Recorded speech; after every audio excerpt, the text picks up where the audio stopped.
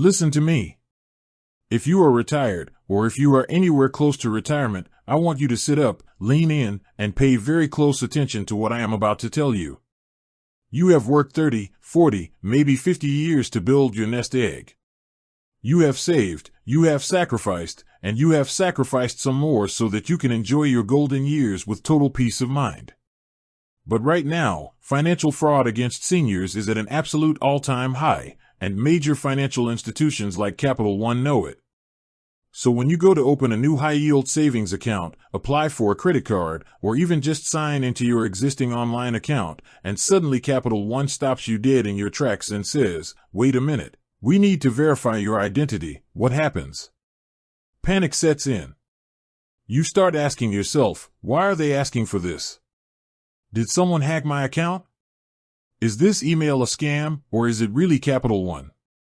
Am I about to lose my hard-earned money? I hear from so many of you who are terrified of clicking the wrong link or sending your personal information into the digital void. And let me tell you, that fear is completely understandable. Caution is your greatest asset. But I do not want you to live in fear. I want you to live in power. Knowledge is power, my friends. So today, I am going to walk you through exactly how Capital One verifies your identity, why they do it, how to do it safely, and how to spot a fraudster trying to trick you. First, you need to understand why Capital One is doing this. Under federal law, and frankly, for your own protection, banks are required to know exactly who is opening accounts and moving money. This is called Know Your Customer. But more importantly, Capital One does this to protect you from identity theft. If someone gets a hold of your social security number or your name from a data breach, Capital One's verification process is the brick wall that stops that criminal from opening a line of credit in your name or draining your savings. So, how exactly does Capital One verify that you are who you say you are?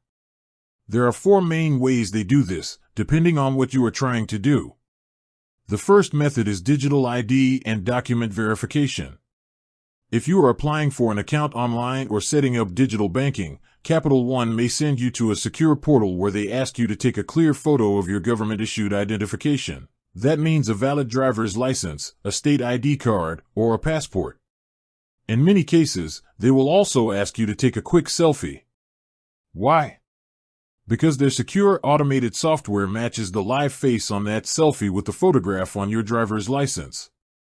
This proves that a real, living person holding the physical document is completing the setup, not a scammer sitting across the world using a stolen scan of your ID.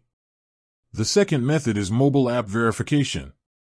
If you already have the Capital One app on your smartphone, Capital One uses multi-factor authentication. When you try to sign in from a new computer or make a major transaction, instead of sending a basic text message, Capital One will push a notification directly inside your official Capital One app asking, "Is this you trying to sign in?" You simply open your secure app, hit approve, and you are in. It is fast, it is seamless, and it is extremely secure. The third method applies when you are linking an external bank account, like your local checking account where your pension or Social Security is deposited. Capital One might perform micro-deposits. They will send 2 tiny test deposits, usually just a few cents, like 12 cents and 34 cents, into your outside account. You log into your other bank, look at the amounts, log back into Capital One, and type those exact numbers in. That proves beyond a shadow of a doubt that you own both accounts. And the fourth method is in-person verification. If you ever get stuck digital-wise, or if Capital One flags something suspicious, you can walk right into a Capital One branch or a Capital One cafe. You show them your physical, unexpired driver's license, your social security card or IDN, and let a real human ambassador verify your identity on the spot. If you are an existing customer, you can even open your mobile app, generate a secure QR code under your security settings, and let the bank ambassador scan it right off your screen. Now, here's where I need you to listen to me with every fiber of your being. Scammers know that banks verify identities, and they will try to impersonate Capital One to steal your credentials. How do you protect yourself? How do you know it is really Capital One asking? Here are your non-negotiable rules of engagement. Rule number 1, Capital One will never call you out of the blue and ask you to read back a one-time passcode sent to your mobile phone. Never. If someone calls you claiming to be Capital One Fraud Prevention, and they say, "We just sent a code to your phone, read it back to me to confirm your identity," hang up the phone immediately.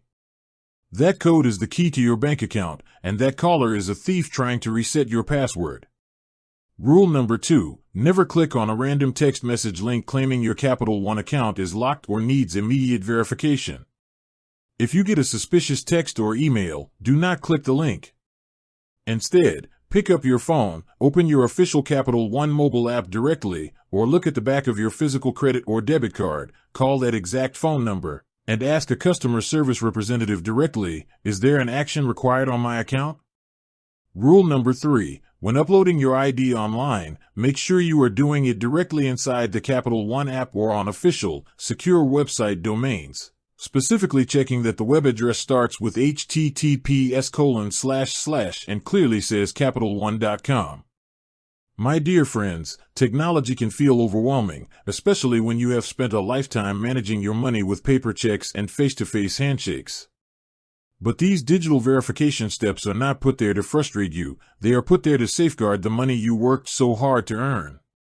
When you take control of your financial security, when you verify your identity the right way, and when you stay alert to scammers, you protect your future, you protect your family, and you stay in total control of your life. Stand tall, stay safe, and remember, people first, then money, then things.